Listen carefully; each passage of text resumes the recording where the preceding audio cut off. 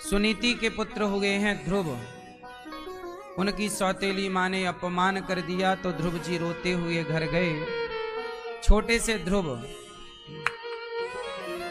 कौन है? ध्रुव कौन है? ध्रुव 5 साल के हैं ध्रुव। ध्रुव जी की आयु कितनी है? जब उनका अपमान उनकी अपनी सौतेली माता ने किया तो ध्रुव जी किसकी शरण में गए? जोर से, भगवान की। और ध्रुव जी ने अपना पूरा जीवन भगवान को अर्पण कर दिया। अच्छा, ध्रुव जी को भगवान मिले कि नहीं? बोलो हाँ। बुढ़ापे में मिले कि लड़कपन में? कब मिले? क्यों मिले? अच्छा, भगवान कब मिलेंगे? भगवान के मिलने की शर्त क्या है? क्या शर्त है? क्या शर्त बताऊं? बोलो हाँ कि ना। तो सुनो, शर्त है कि जीवन है तेरे हवाले,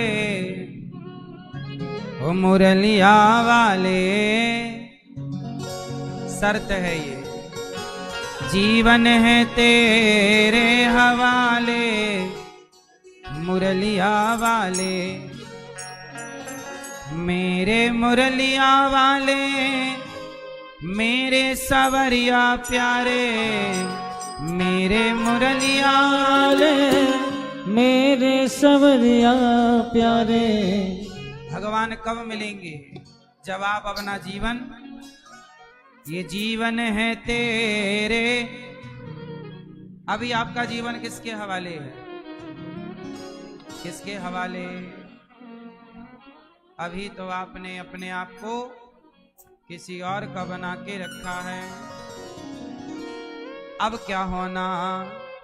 ये जीवन है तेरे हवाले, मुरलिया वाले। जीवन है तेरे हवाले, मुरलिया वाले।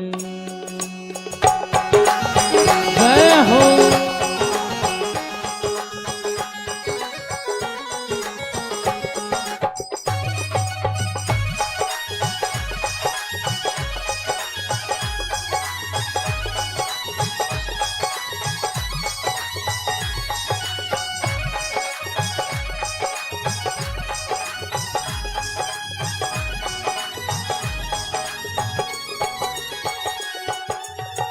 जीवन है तेरे हवाले, मुरलिया वाले। जीवन है तेरे हवाले, मुरलिया वाले। जीवन है तेरे हवाले, मुरलिया वाले। जीवन है तेरे हवाले, मुरलिया वाले। मेरे मुरलिया वाले, मेरे सवरिया प्यारे। मेरे मुरलिया वाले, मेरे सवरिया प्यारे। मेरे मुरलिया वाले, मेरे सवरिया प्यारे। मेरे मुरलिया वाले हैं, मेरे सवरिया प्यारे। जीवन है, जीवन है, जीवन है तेरे हवाले, मुरलिया वाले। जीवन है तेरे हवाले, मुरलिया वाले। जीवन है तेरे हवाले, मुरलिया वाले। जीवन है तेरे हवाले, मुरलिया वाले।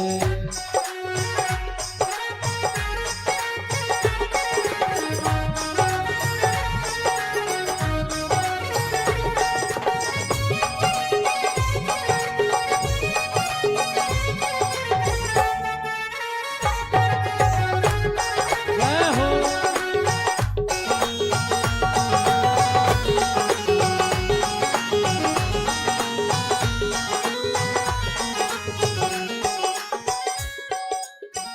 हम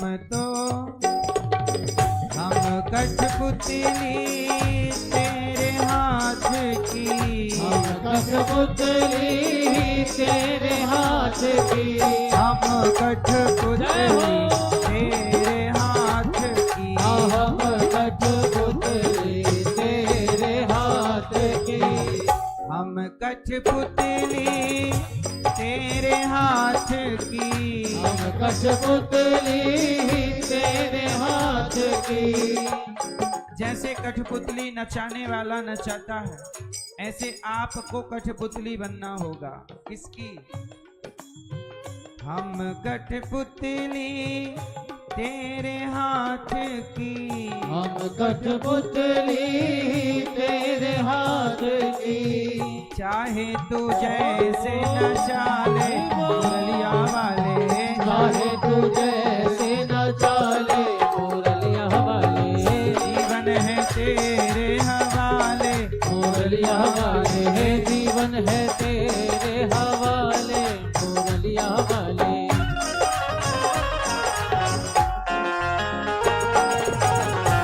हे हरि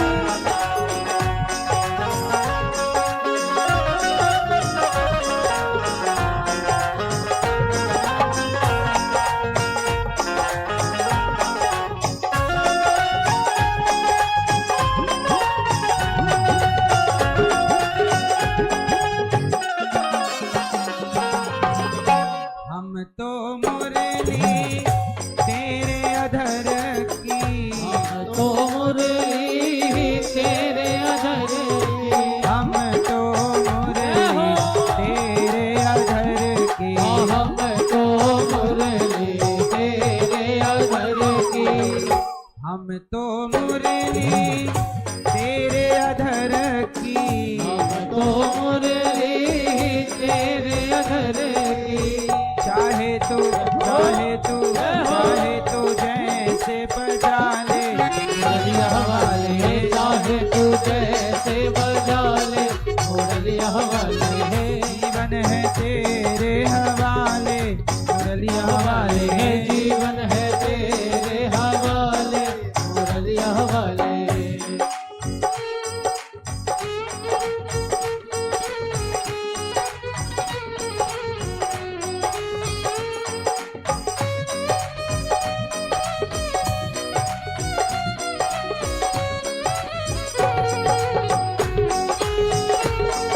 जय हो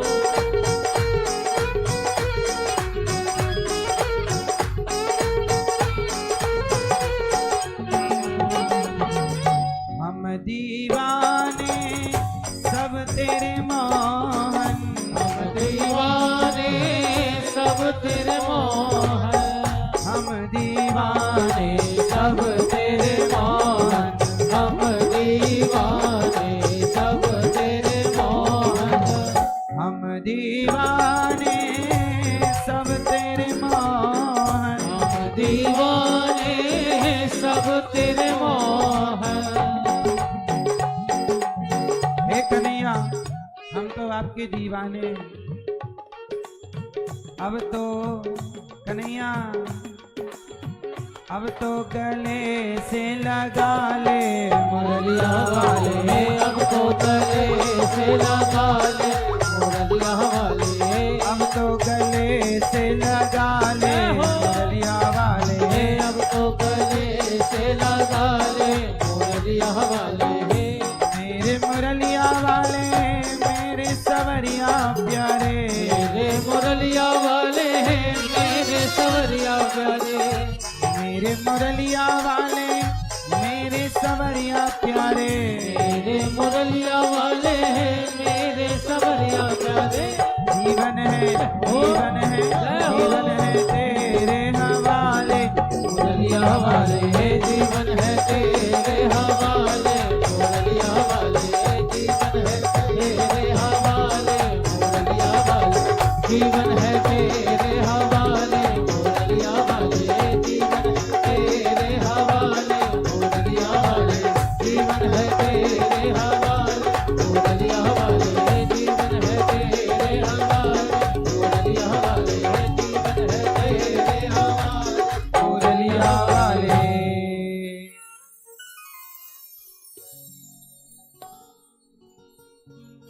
हम कठपुतली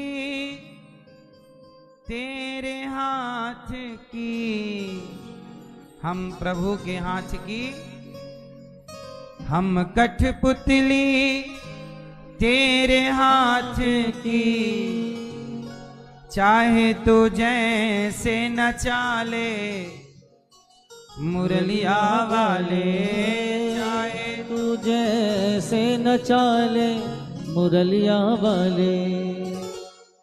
जैसे नचाना चाहे भगवान, हे प्रभु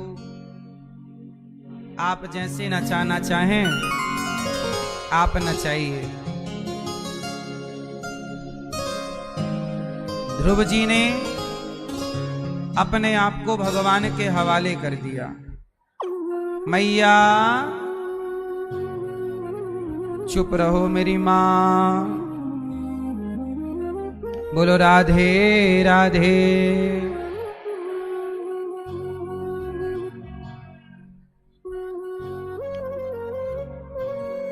सुनो, ध्रुव जी ने अपने आप को किसके हवाले किया? जोर से। अब ध्रुव जी ने अपने आप को भगवान के हवाले किया और ध्रुव जी 5 साल के बच्चे थे बेचारे। अपने पिता की गोद में बैठने गए तो सौतेली माँ ने हाथ पकड़ के नीचे गिरा दिया। चल यहां से। रोते रोते माँ के पास आए, कहा माँ मेरा अपमान कर दिया है, हाथ पकड़ के गिरा दिया, कह दिया कि तू अभागिन का बेटा है।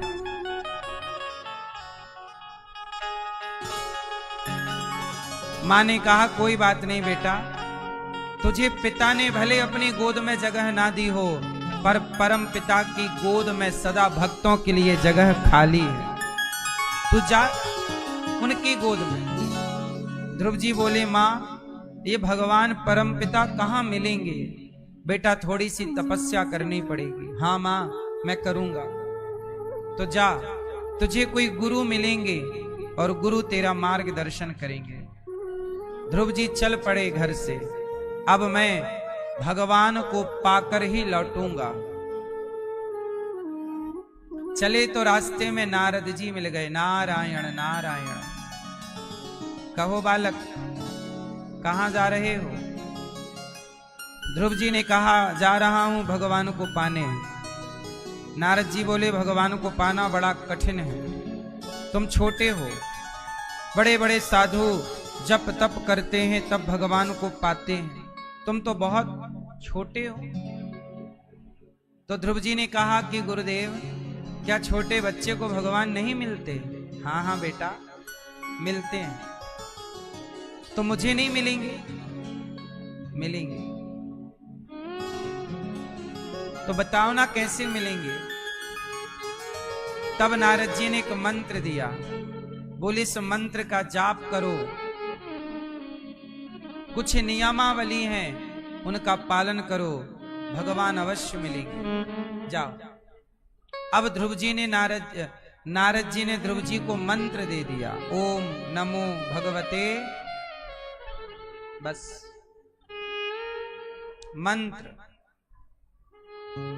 मंत्र में बड़ी ताकत होती है, इसलिए कहता हूं मंत्र जपा करो, भगवान का नाम जपा करो। कलयुग में नाम की बड़ी महिमा है। कलयुग केवल नाम आधारा, सुमरि सुमरि नर उतरहि। कलयुग में बड़ी महिमा है नाम की। ध्रुव जी ने नाम का जाप किया। 1 माह गुजर गया, दूसरा माह गुजर गया।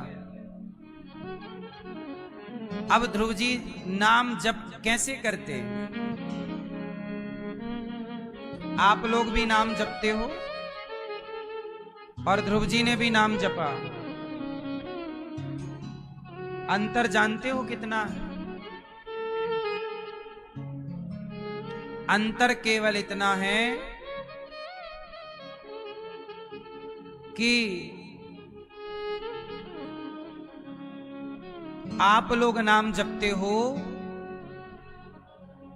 तो आप यहां भी देखते हो, वहां भी देखते हो, वहां भी देखते हो। पर ध्रुव जी जब नाम जप में बैठे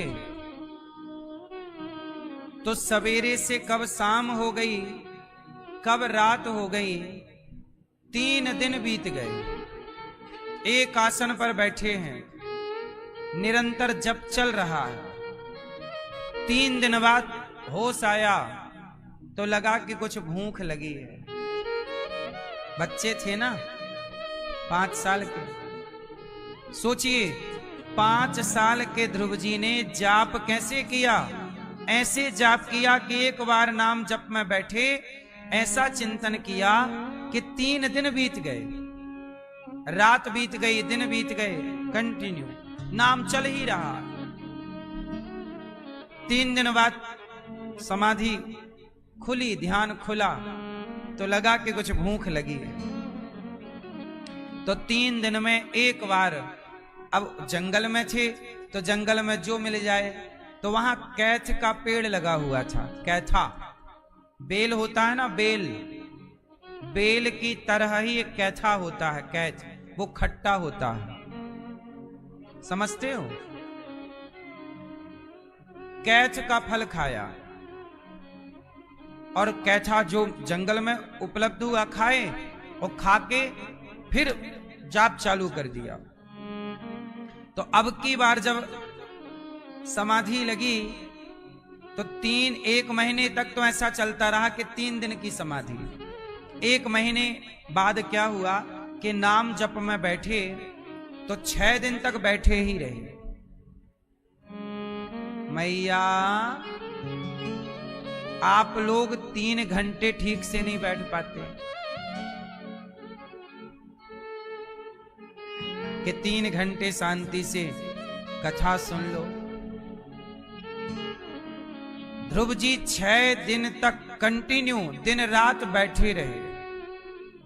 6 दिन बाद फिर खुली समाधि, लगा के भूख लगी है। बच्चे हैं ना 5 साल के। तो 6 दिन बाद जब जागे तो उन्होंने कहा कि कैथा का फल खाए थे तो 3 दिन मैं डिस्टर्ब कर रहा था, आहार बदलना पड़ेगा। तो घास वास खाए, जो वहां घास थी, पत्ते, घास पत्ते खा खा करके भजन किया। 3रा माह लगा तो 9 दिन में समाधि खुली। 9 दिन कंटिन्यू ओम नमो भगवते वासुदेवाय, ओम नमो भगवते। कोई ध्यान नहीं, किसी का ना डर कि शेर खा जाएगा, कि सांप डस लेगा, ना डर ना तो चिंता, बस नाम, ओम नमो भगवते वासुदेव नाम। अब बताइए ऐसी तन्मयता से कौन नाम जप कर रहा है, बताइए। आपसे कहते हैं कि एकादशी का व्रत कर लो, तो 1 दिन की एकादशी में आप यही सवाल करते हो, महाराज जी एकादशी में क्या खाएं। एकादशी करने का हम कहें तो आप सवाल यही करते हो, खाएं क्या, चिंता खाने की।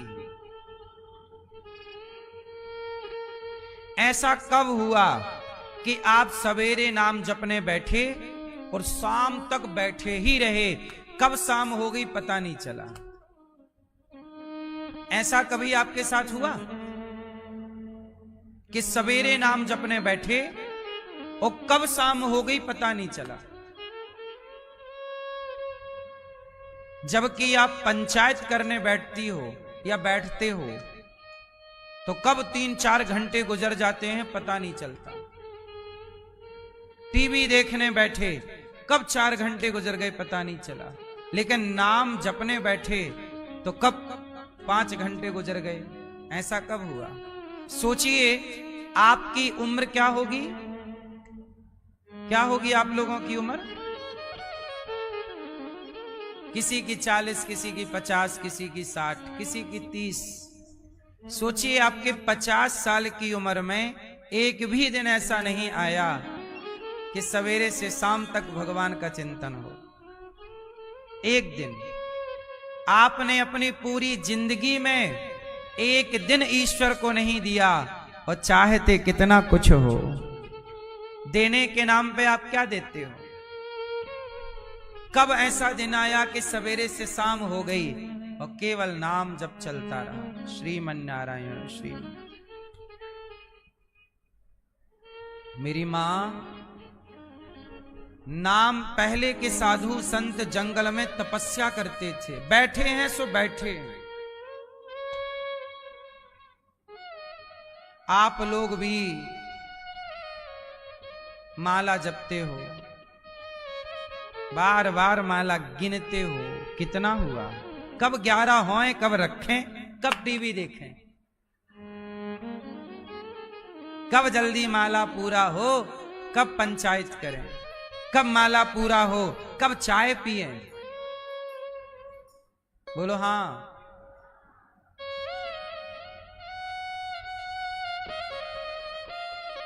आप लोग ना माला इसलिए जपते हो, आपको डर है। कुछ लोग तो भक्ति डर के कारण करते हैं, श्रद्धा वृद्धा नहीं है, डर है कि ईश्वर का डंडा ना पड़ जाए। सही है गलत है? डर के कारण नहीं। भगवान से प्रेम, कभी तो ऐसा समय आए कि जब आप दिन भर, और ये आपके करने से नहीं होगा, अभ्यास नहीं है ना आपका। आप आंखें बंद करती हो, नाम जपती हो, तो दिमाग में संसार घूमता है, पड़ोसन की बातें घूमने लग जाती हैं, जगत घूमता, उसने ऐसा कहा, उसने ऐसा किया। खाली कहां है खोपड़ी? शांत चित्त से जगत को किनारे रखकर जब आप प्रेम से भगवान को पुकारेंगे, तो क्या भगवान बहरे हैं, सुनेंगे नहीं? ध्रुव जी ने पुकारा, 5 महीने ऐसे ही जाप किया। पहले माह में 3 दिन में एक बार खाए, दूसरे माह में 6 दिन में एक बार खाए, तीसरे माह में 9 दिन में एक बार खाए, चौथे माह में 12 दिन में एक बार खाए। 5वें दिन कुछ खाए नहीं। 5वें महीने पांव के अंगूठे के बल पर प्राणायाम साध लिया, सांसों को रोक लिया, अभ्यास हो गया ना, और प्राण रोक करके, सांस रोक करके, और जो नाम जप किया, ओम नमो नारायणाय, ओम नमो भगवते वासुदेवाय, ओम नमो जो जाप किया, 5 महीने में देवराज इंद्र की आसन ऐसे ऐसे ऐसे ऐसे हिलने लगी। इंद्र गए, प्रभु ये हमारी आसन काहे हिल रही है, ये भूकंप काहे आ रहा है? भगवान बोले भूकंप नहीं है। इंद्र बोला सांस लेने में दिक्कत हो रही है हमें। क्या हो गया? भगवान बोले कि भक्त की सांस रुकी हुई है। ध्रुव जी ने अपनी सांस रोक करके, प्राणायाम साध करके नाम जप किया है, सांस रोकी है और जाप चल रहा है। तो प्रभु जाओ जल्दी दर्शन दो, इंद्र ने कहा। भगवान बोले ना, ध्रुव जैसे भक्तों को मैं दर्शन देता नहीं हूं, बल्कि ध्रुव जैसे भक्तों का मैं खुद दर्शन करता हूं। मैं जाऊंगा। चल सोचिए, 5 महीने में 5 महीना कंप्लीट हुआ, 6ठे महीने का पहला दिन हुआ कि भगवान प्रकट हो गए, शंख चक्र गदा पद्म लेकर चतुर्भुज रूप में भगवान श्री हरि प्रकट हो गए। और जब प्रकट भये तो सामने भगवान खड़े और ध्रुव जी नेत्र बंद किए हैं। भगवान की छवि भीतर प्रकट है ना उनके। ध्यान भगवान का किया, नारद जी ने ध्यान की विधि समझा दी, तो ध्यान भीतर है, तो आंख खुल नहीं रही है, तो भगवान ने भीतर से ध्यान अपनी छवि गायब कर दी, अंतर्धान कर दिया। और जैसे ही वो छवि गई तो ध्रुव जी तड़प गए, और जैसे ही आंख खुली तो जो छवि अंदर थी वही प्रभु बाहर खड़े नजर आए। ध्रुव जी दौड़ कर गए, प्रभु आप आ गए, चरणों में लेट गए। ध्रुव जी हाथ जोड़ के खड़े हैं, प्रभु को देख रहे हैं, आप कितने सुंदर हैं प्रभु, पर मैं आपकी स्तुति करना चाहता हूं, पर मेरे को कुछ आता नहीं है, पढ़ा लिखा नहीं हूं। 5 साल के हैं ना, कुछ पढ़े नहीं। तब भगवान ने शंख, क्या शंख का स्पर्श ध्रुव जी के गालों में कर दिया, और शंख का स्पर्श होते ही ध्रुव जी को सारा ज्ञान हो गया। 5 साल के सब कुछ ज्ञान हो गया। और जब ज्ञान हुआ तब ध्रुव जी ने स्तुति की। ध्रुव जी ने कहा,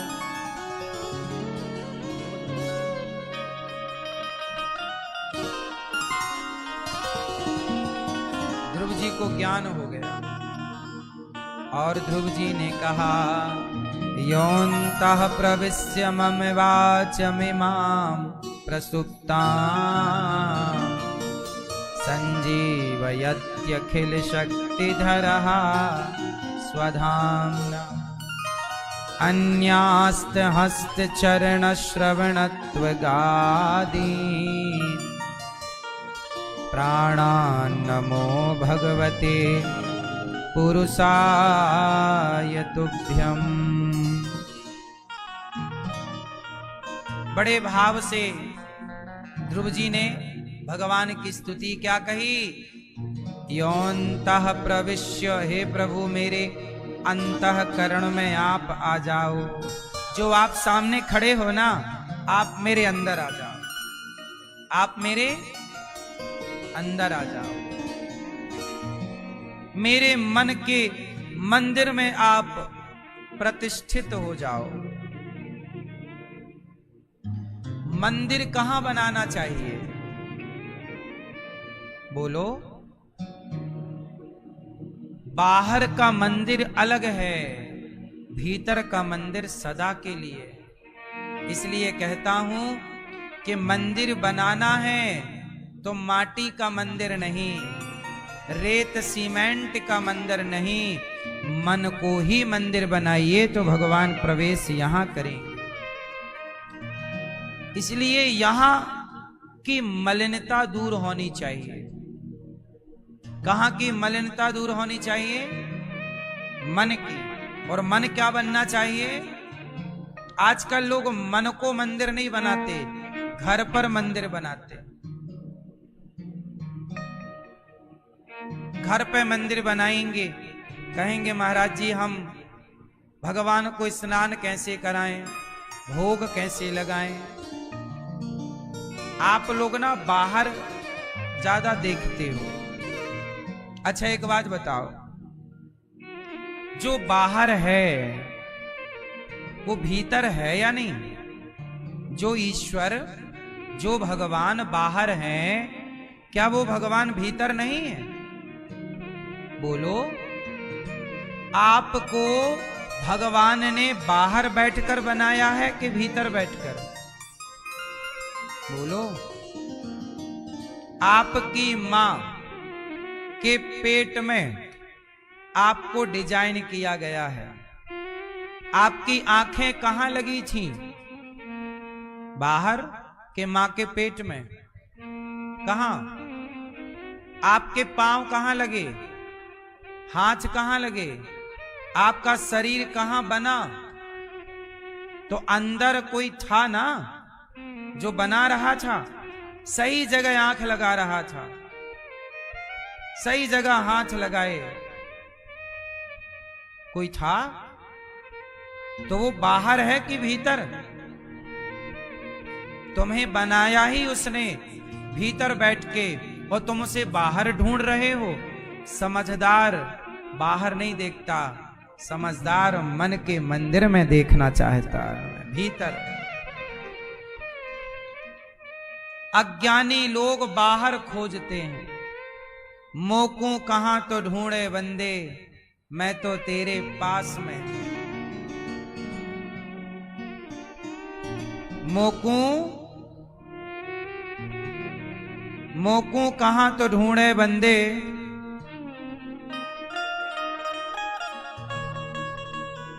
मोकू कहाँ तो ढूंढे बंदे, मैं तो तेरे पास में।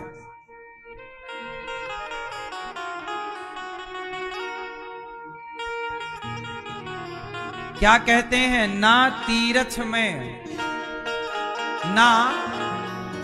ना तीरथ में, ना मूरत में, ना एकांत निवास में, ना मंदिर में, ना मस्जिद में, ना काबा कैलाश में, ना में जप में, ना में तप में, ना में व्रत उपवास में, ना मैं क्रिया क्रम में रहता, नहीं योग संन्यास में, नहीं प्राण में, नहीं पिंड में, ना ब्रह्मांड आकाश में, ना मैं त्रिकुटी भवर में, सब श्वासों के श्वास में। खोजी होए तुरंत मिल जाऊं। सोचिए, कबीरदास जी कह रहे हैं ये बात, खोजी होए तुरंत मिल जाऊं, पल भर की ही तलाश में, मोकू कहां तो ढूंढे बंदे, मैं तेरे विश्वास में। मैं तेरे विश्वास में। विश्वास है तब ना ये भगवान है, विश्वास नहीं है तो ये तो पीतल है। विश्वास है तो भगवान है, वरना पत्थर है। विश्वास है तो गंगा माता है, वरना नदी है।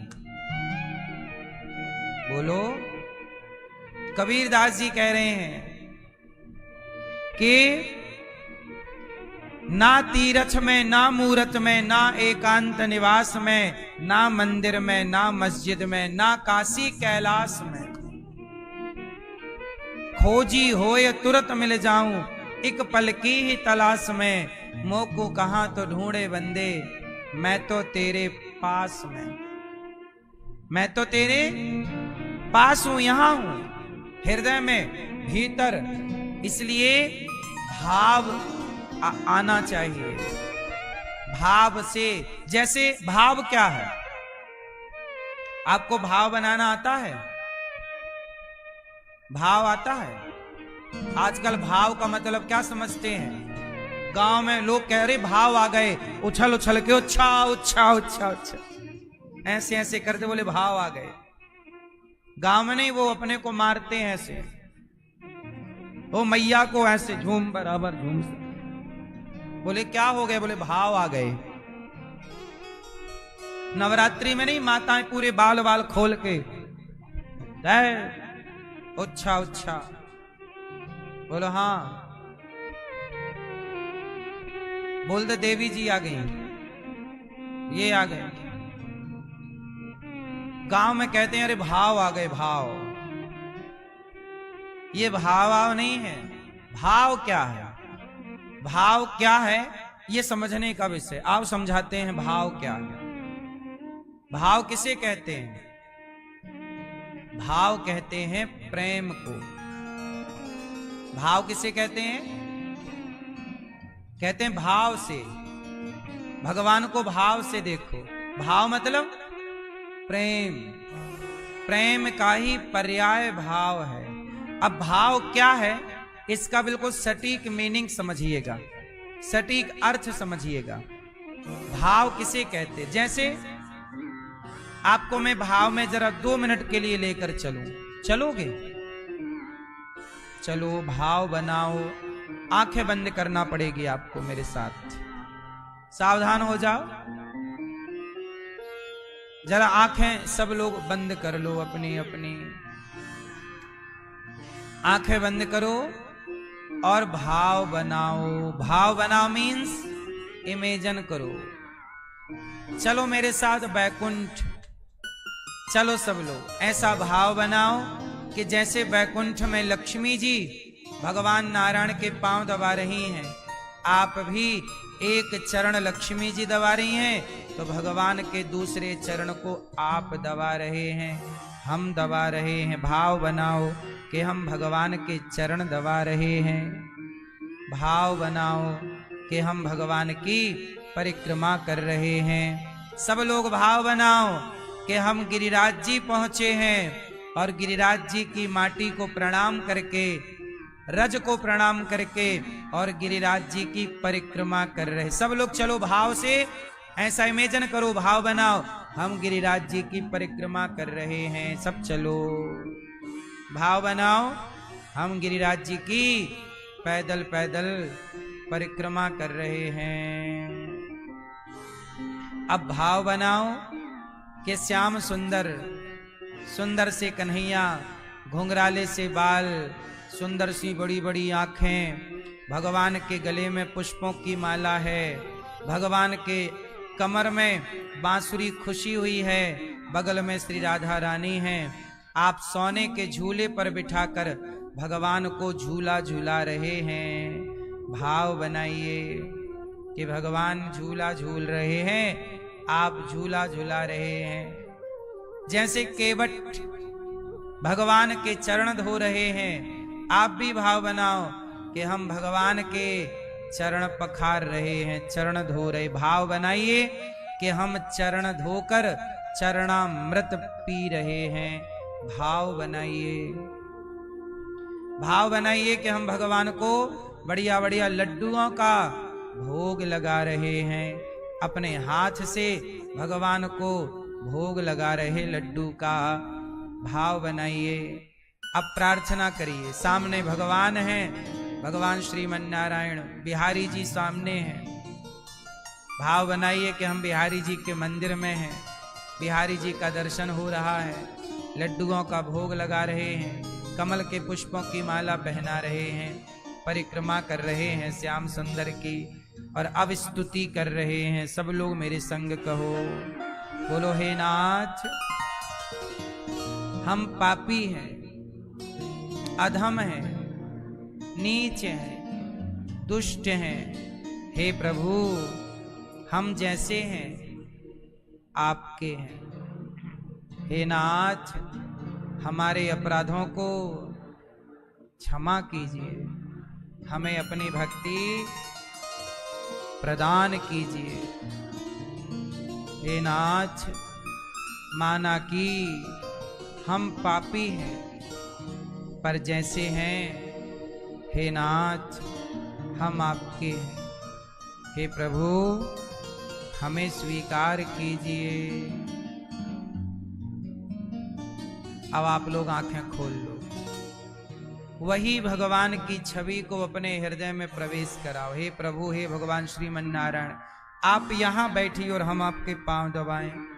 अब बताओ, आप कहीं गए नहीं, पर बैकुंठ के परमात्मा के पांव दबाए कि नहीं भाव से। आपका शरीर कहीं नहीं जाए, पर मन को आप सब जगह घुमाएं भगवान की सेवा में।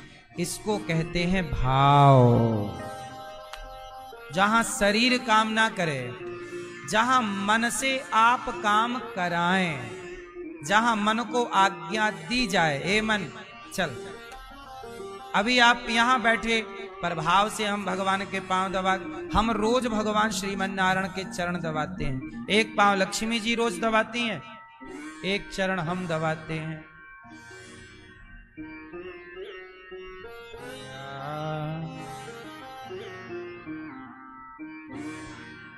आइए बुलाइए।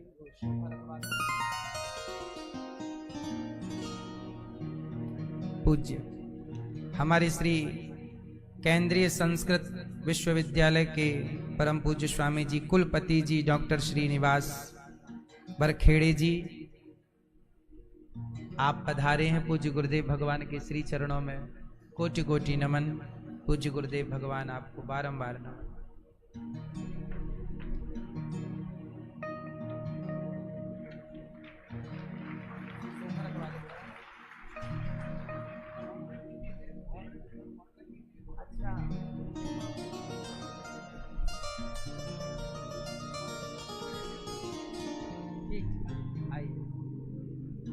स्वागत है सबका।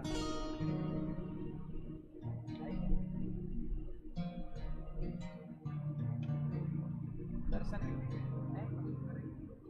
हाँ हाँ गुरु जी शाम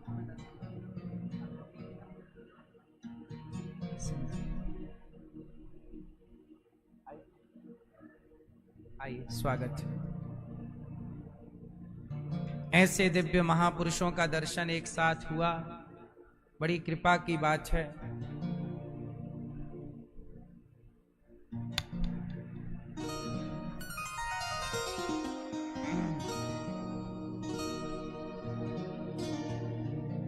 भगवान की कृपा से ही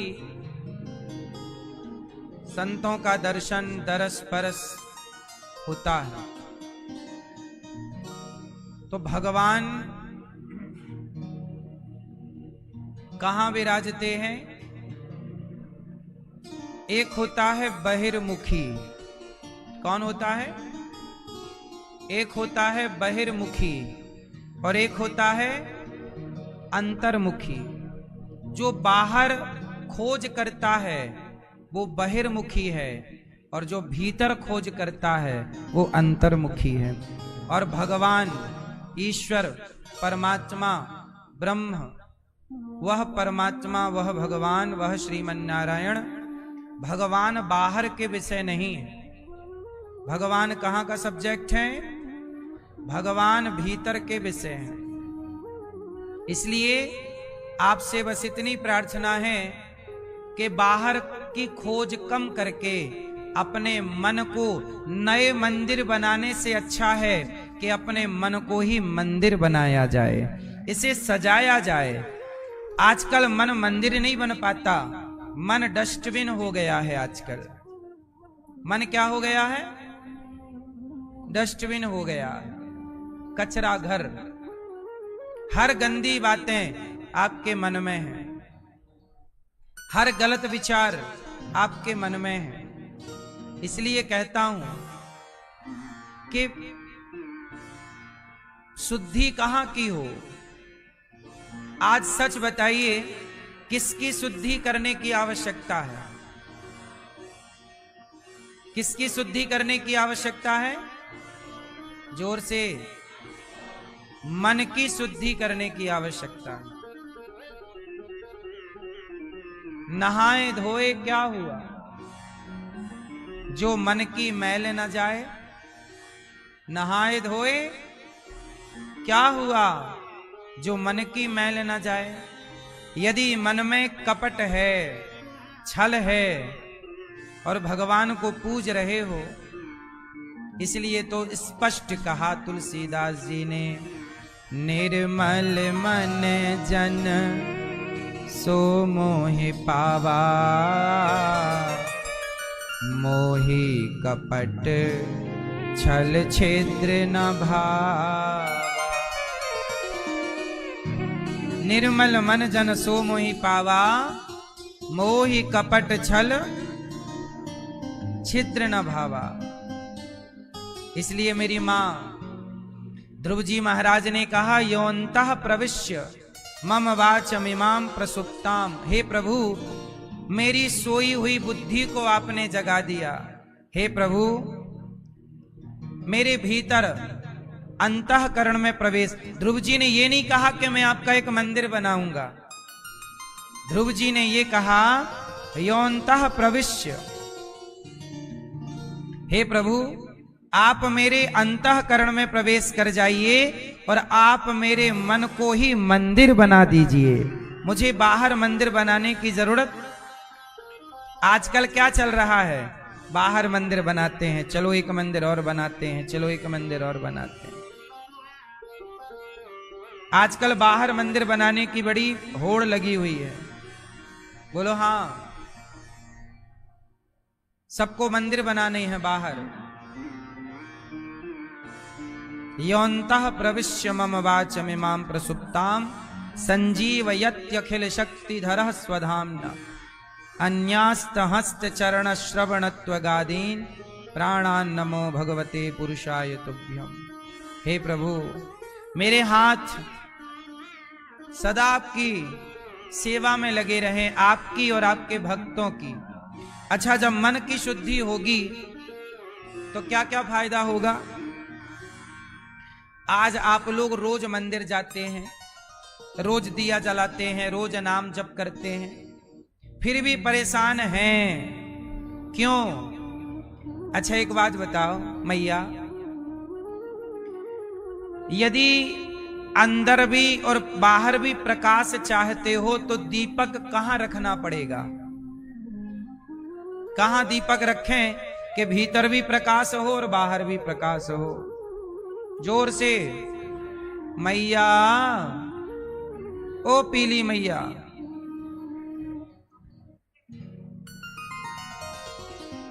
मैया सो रही हैं।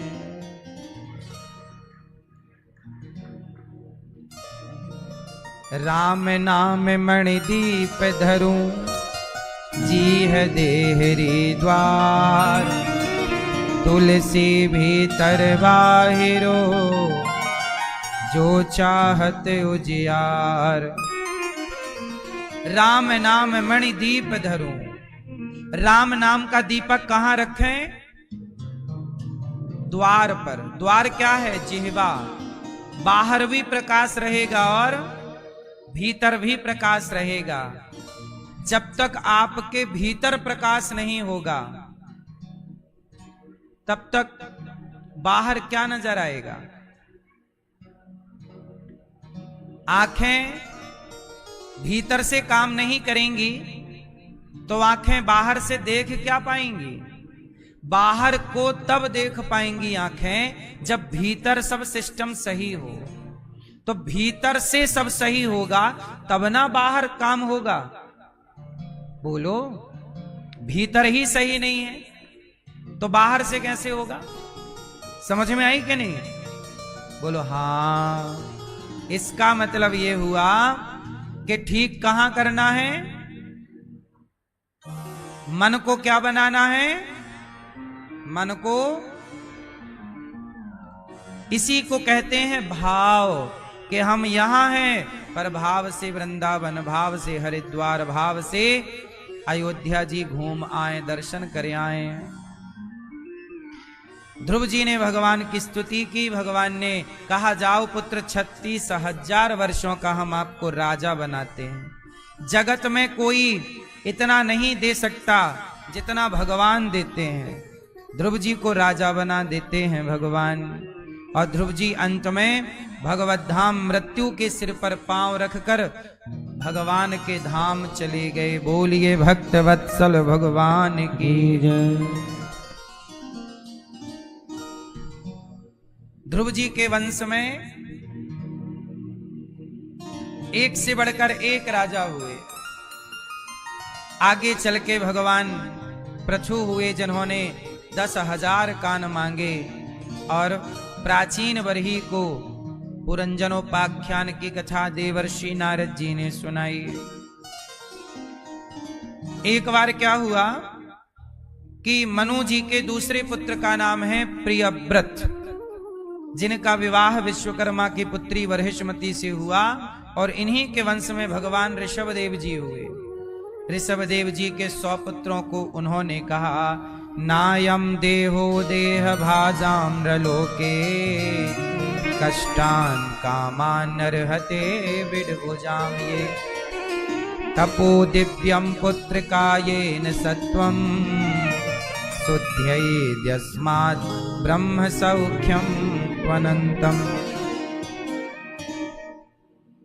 अच्छा ये बताओ, ये बात हम नहीं कह रहे हैं, भगवान ऋषभदेव जी कह रहे हैं कि ये बताओ आप लोग मनुष्य क्यों बने हैं? मैया, आपको भगवान ने मनुष्य क्यों बनाया है? क्यों बनाया है? बताओ वो कौन कौन से काम हैं जो कुत्ता, बिल्ली, मनुष्य, स्त्री, पुरुष, चिड़िया सब करते हैं। बताओ वो 3 कौन कौन से काम हैं जो सब करते हैं? क्या करते हैं 3 काम? पहला काम, खाते सब हैं। बोलो हाँ। आप खाते हो, चिड़िया खाती है, मछली खाती है। खाने का सुख सबके पास है। बोलो हाँ। आप खाते हैं, हर जीव खाता है। बोलो हाँ। तो सबका एक सा है, सब खाते हैं। बोलो हाँ। दूसरा, सब सोते हैं, सोने का सुख आपके पास है तो बिल्ली भी सोती है, चिड़िया भी सोती है। बोलो हां, नहीं? भैंस भी सोती है, नहीं? बकरी भी सोती है, नहीं सोती? हर जीव सोता। खाने का सुख भगवान ने सबको दिया और सोने का सुख सबको दिया भगवान ने, और बच्चा पैदा करने का सुख, भोगों का सुख, ये भी भगवान ने सबको दिया है। बोलो हां। चींटी भी बच्चे पैदा करती है, मछली भी, उड़ने वाला पक्षी भी, हर जीव। बोलो हां कि ना? अब बताओ, तीन सुख सबके पास परमात्मा ने बराबर दिए, लेकिन भगवान ने आपको मनुष्य क्यों बनाया है? आजकल के लोग यही तीन काम करते हैं, खाते हैं और सोते हैं और सांसारिक भोग विलास करते हैं, अपना इलू इलू करते रहते हैं। तीन काम। अभी मुझे ये बताओ कि आप मनुष्य किस काम के लिए बने हैं? भाई तीन तो सब कर रहे हैं, तो आपको यदि ये तीन ही काम करने थे तो भगवान आपको गधा बना सकते थे, सुअर बना सकते थे, क्योंकि सुअर गधा भी ये सब, लेकिन आपको भगवान ने मनुष्य बनाया। तो मैं आपसे ये जानना चाहता हूं, कृपया मेरा मार्गदर्शन करें कि आपको भगवान ने मनुष्य क्यों बनाया है? आपसे क्या उम्मीद है? भगवान को क्या विशेष कराना चाहते हैं आपसे? बताओ जरा, मैं ये बताओ, भगवान ने आपको मनुष्य क्यों बनाया? आप कमाने खाने के लिए हैं? आप बताओ मैया, भगवान ने आपको मनुष्य क्यों बनाया है? भैया बताएंगे, पीली शर्ट वाले, टी शर्ट हैं? तो आप करते हो, फिर सही है। दादाजी बताओ, आपको भगवान ने मनुष्य काहे बनाया है? सफेद मूंछों वाले दादाजी, क्यों बनाया हैं? पाप करने के लिए, भक्ति भाव के लिए, भाव भक्ति के लिए। सही है। पीछे वाले भैया बताएंगे, सफेद शर्ट वाले सोफे पर बैठे हैं, काली मूंछों वाले हैं? करते हो ना आप? भगवान ने हमें मनुष्य क्यों बनाया है? बताओ आप। ठीक कहा आपने, धर्म की रक्षा के लिए। पीले भैया बताओ, भगवान ने आपको मनुष्य क्यों बनाया है? हाँ, अच्छे काम। मैया, ओ मैया, भागी जा रही हो बैग लेके मेरी माँ? जा रही हो? हाँ, जाते जाते ये तो बता जा, भगवान ने आपको मनुष्य क्यों बनाया है? सुनो, नहीं बताएंगे मैया, सुनो। भगवान ने हमें मनुष्य इसलिए बनाया है ताकि हम मनुष्य होकर हम प्रत्येक जीव की सेवा कर सकें, क्योंकि कुत्ता सबका भला नहीं कर सकता। कुत्ता चिड़िया सबका भला नहीं कर सकती। चिड़िया अपने बच्चों का भला कर सकती है, कुत्ता कुत्ती अपने अपने बच्चों का भला कर सकते हैं। लेकिन एक मनुष्य है जो चाहे तो चिड़िया को दाना मनुष्य डालता है, सांप को दूध मनुष्य पिलाता है, जीव जंतुओं की रक्षा, चींटी को आटा मनुष्य डालता है। मछली को दाना मनुष्य डालता है, कुत्ते की रोटी, गाय की रोटी आप निकालते हैं, दीन दुखी को भोजन आप कराते हैं, किसी के दुख दर्द में आप सहायक होते हैं। आप ही हैं जिसके अंदर ईश्वर ने ज्यादा दया भरी है। कुत्ते के अंदर दया नहीं है, चिड़िया के अंदर दया नहीं है। चिड़िया अपने बच्चों का पेट भरने के लिए दूसरों के बच्चे पकड़ कर ले आती है और उन्हें मार करके खाती है और अपने बच्चों के मुंह में। छोटा पक्षी बड़ा पक्षी छोटे पक्षी के बच्चों को उठाता है और अपने बच्चों के मुंह पे डाल देता है। बोलो हां, उनके अंदर दया नहीं है। शेर, चीता, अभी अभी एक हिरनी ने बच्चा पैदा किया, अभी उसका बच्चा हुआ कि उसका बच्चा उसका दूध भी नहीं पी पाया कि शेर आ गया, या शेरनी आ गई, चीता आ गया, और वो जो मिल जाए, मां मिल जाए तो मां को, बच्चा तो है, उसे ये दया नहीं आए कि छोटा बच्चा। लेकिन कई बार आपने देखा होगा, कई बार अभी एक कुतिया की एक चर्चा हुई थी।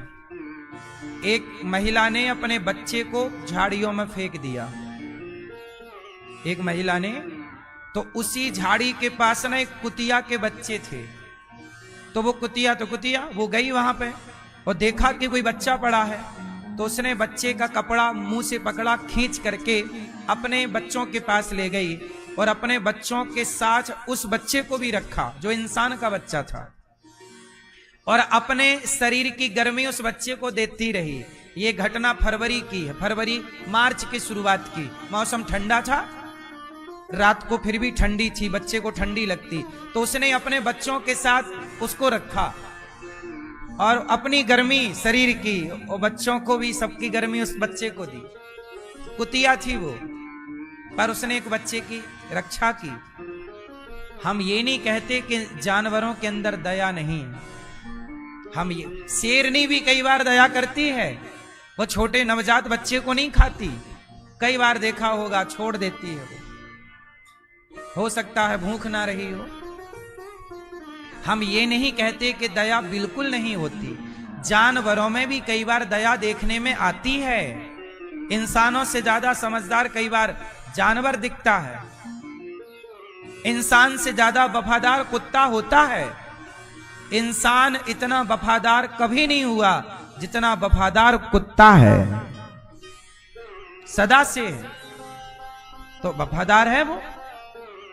तो कुल मिलाकर हम ये कहना चाहते हैं कि जानवरों में भी दया है, पर किसी किसी जानवर में दया पाई जाती है, जबकि मनुष्य ऐसा है कि परमात्मा ने प्रत्येक मनुष्य के अंदर दया भरी है, सबके अंदर दया होती है।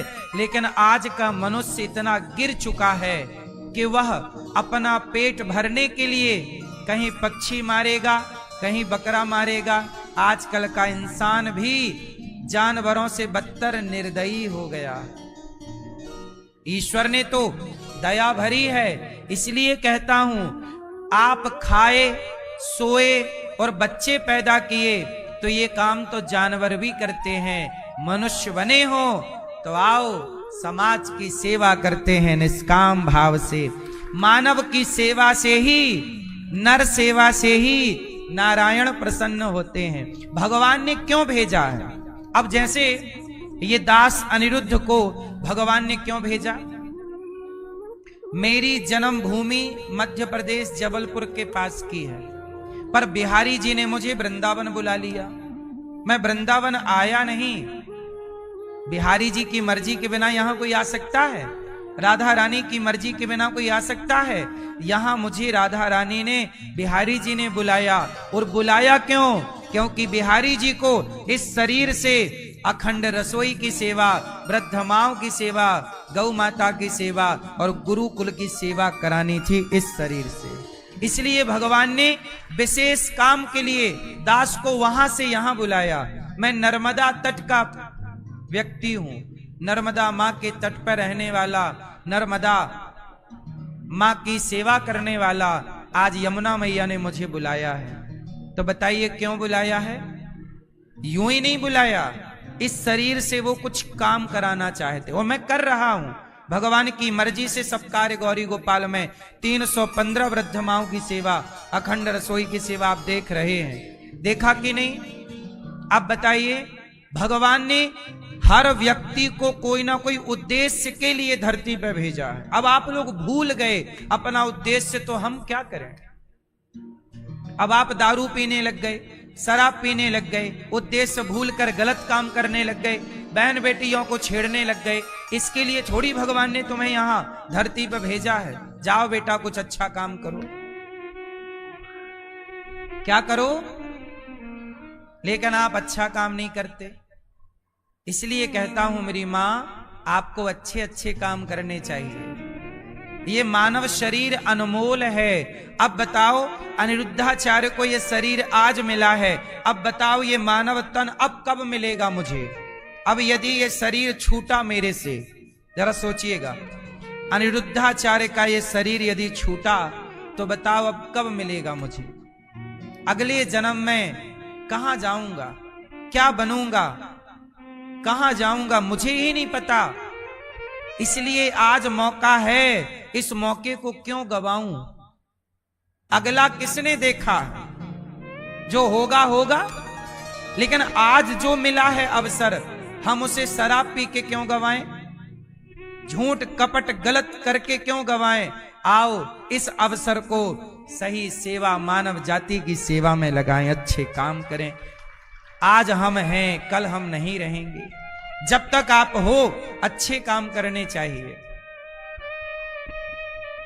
बोलो हां।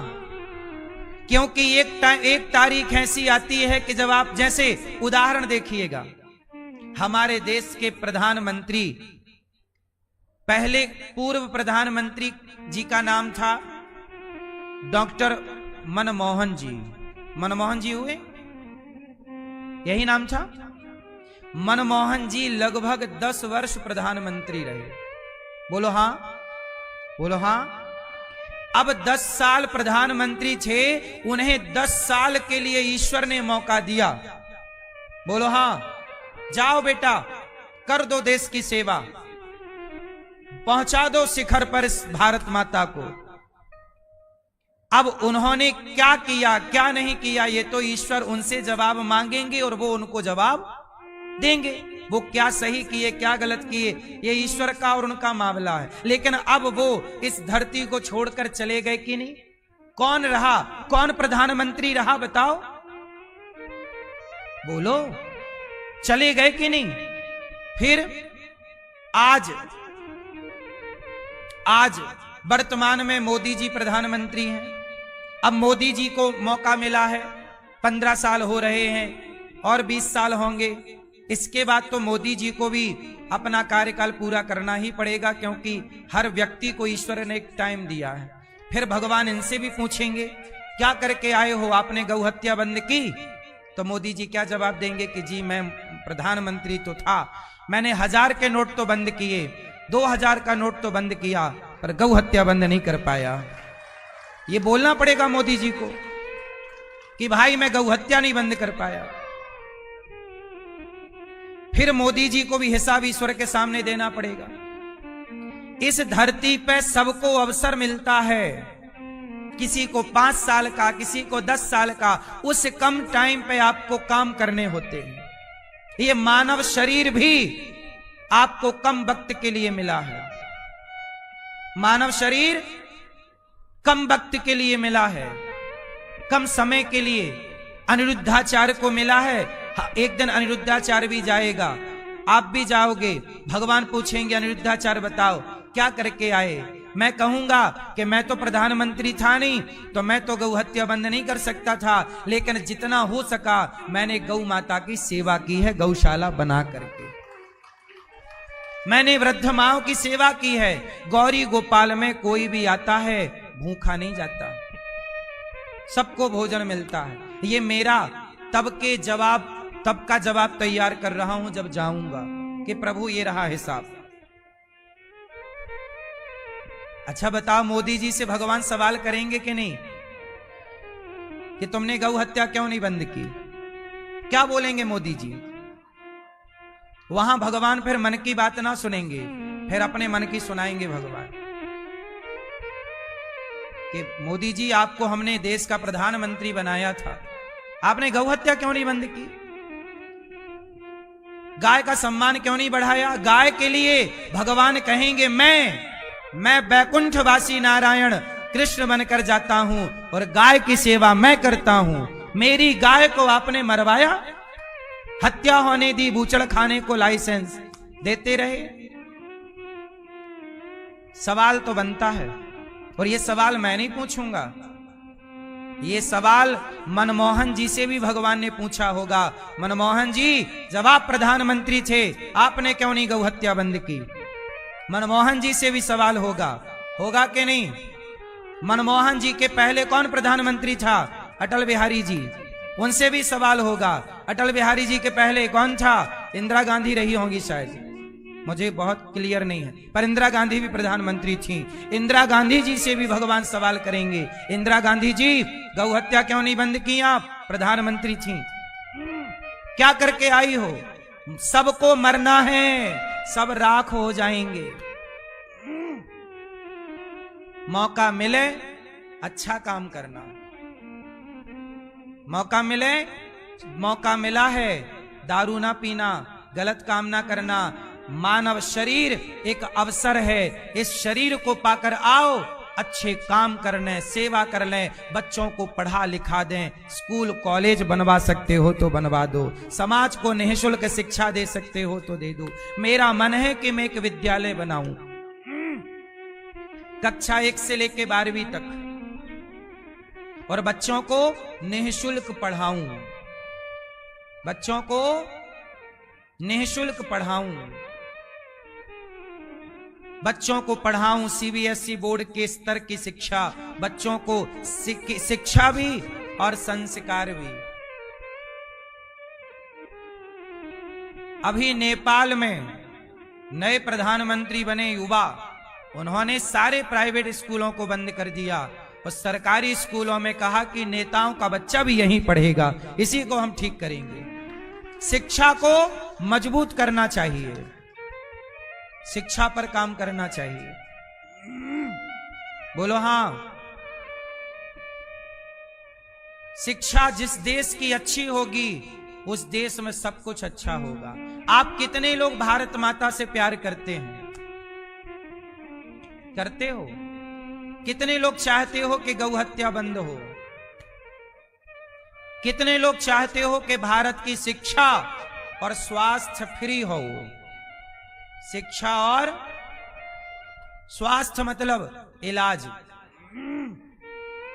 2 चीजें फ्री होनी चाहिए, बाकी कोई चीज फ्री ना हो। बच्चा जितना पढ़े उतना पढ़ाओ, लेकिन आज सामान्य बच्चा पढ़ना तो चाहता है। अब सोचिए, सनातनी बच्चे गुरुकुल में पढ़ना चाहते। मेरे पास गुरुकुल है, मेरे पास एक गुरुकुल है जिसमें अभी 150 बच्चे पढ़ते हैं। 1000 बच्चे आ चुके हैं यहां पर, हमारा भी नाम लिख लो, हमें भी गुरुकुल में पढ़ना है। पर एक बात बताइए, मेरे पास इतनी व्यवस्था कहां से आएगी? सरकारों की व्यवस्थाएं हैं बड़ी, हम तो आपसे भिक्षा मांग के काम करते हैं ना।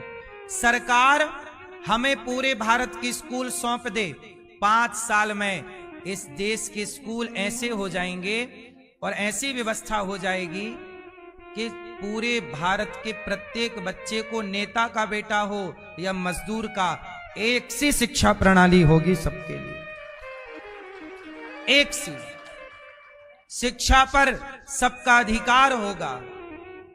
शिक्षा पर ऊंचा नीचा बड़ा छोटा ना होगा। सरकारें शिक्षा पर कोई काम नहीं करती। आज आजादी के 80 साल हो गए भारत को, लगभग 80 साल होने को आए। इन 80 सालों में आज तक बच्चों के सिलेबस में गीता नहीं गई। आज तक बच्चों के बैग में गीता नहीं है। बताइए, गीता पढ़ाई जा रही है बच्चों को स्कूल में? बताओ गीता गलत है कि सही है? तो क्यों नहीं पढ़ा रहे हैं बच्चों को? श्रवण की कथा, श्रवण नाम का एक बेटा था जिसने अपने माँ बाप की सेवा की। बताओ श्रवण की कथा गलत प्रेरणा देती है कि सही? तो सही प्रेरणा वाली कथा इतनी सी कथा है, एक दिन में खत्म, 5 मिनट की कथा है। क्यों नहीं पढ़ाई? श्रवण की कथा पढ़ाई होती तो भारत का हर बेटा श्रवण कुमार बनता, फिर हमें वृद्धाश्रम बनाने की जरूरत ही ना पड़ती। हमें वृद्धाश्रम इसलिए बनाना पड़ा, आज ही मैं इस वृद्धाश्रम को गुरुकुल बना सकता हूं। सारी माओ को बेटा लेके तो जाएं, माओ को बेटा लेके जाएं, मैं आज गुरुकुल बना दूं इसे। आज मेरे पास 150 बच्चे हैं, मैं 1000 बच्चे रखूं, पर जगह भी तो हो, व्यवस्था तो हो। श्रवण की कथा क्यों नहीं पढ़ाई जाती बच्चों को, यह मेरा प्रश्न है। श्रवण के बारे में क्यों नहीं पढ़ाया गया? गीता क्यों नहीं पढ़ाती सरकार बच्चों को? उत्तर, सरकारें मनमाना काम कर रही हैं। शिक्षा कैसी हो? मर्यादा की शिक्षा हो। अच्छा, चोरी करना गलत है, बताओ चोरी करना सही है कि गलत है? तो क्या ये बच्चों को नहीं पढ़ा सकते? एक पाठ शास्त्रों से निकालो, वेद से, पुराण से। हम कहते हैं कुरान की भी जो अच्छी बातें हैं वो पढ़ाओ ना, बाइबल की जो अच्छी बातें हैं, गीता की अच्छी बातें हैं, सारी अच्छी बातों को स्कूलों में पढ़ाना चाहिए। मुसलमानों को भी उनकी कुरान की अच्छी बातें पढ़ा दो। हम नहीं कहते कि मुसलमानों पे हम गीता थोपना चाहते हैं, नहीं, पर ये बताओ बाइबल की यदि कोई अच्छी बात है वो हमें पता होनी चाहिए कि नहीं? कुरान की कोई अच्छी बात है वो हमें पता होनी चाहिए कि नहीं? गीता की अच्छी बात है तो मुसलमानों को पता होना चाहिए कि नहीं? गीता की अच्छी बात ईसाई को पता होनी चाहिए कि नहीं? भाई ज्ञान सबके लिए है, लेकिन ज्ञान बांट के रखा, ये ज्ञान मुसलमानों को, ये ज्ञान ईसाइयों को, ये ज्ञान हिंदुओं को। साहब बंटवारा गलत है। ये तुम बात करते हो भाईचारा की, अरे भाईचारा के लिए वो ज्ञान तो लाओ, जैसे ज्ञान से भाईचारा बढ़ेगा। उत्तर दो। बच्चों को जो पढ़ाना चाहिए, आजादी के 80 साल होने को आए इस देश में, आज तक उस, बताओ भारत किनका गुलाम था? अंग्रेजों का। मुगलों के बाद अंग्रेजों का, अंग्रेजों के बाद आजादी मिली। अंग्रेजों की गुलामी भारत ने की।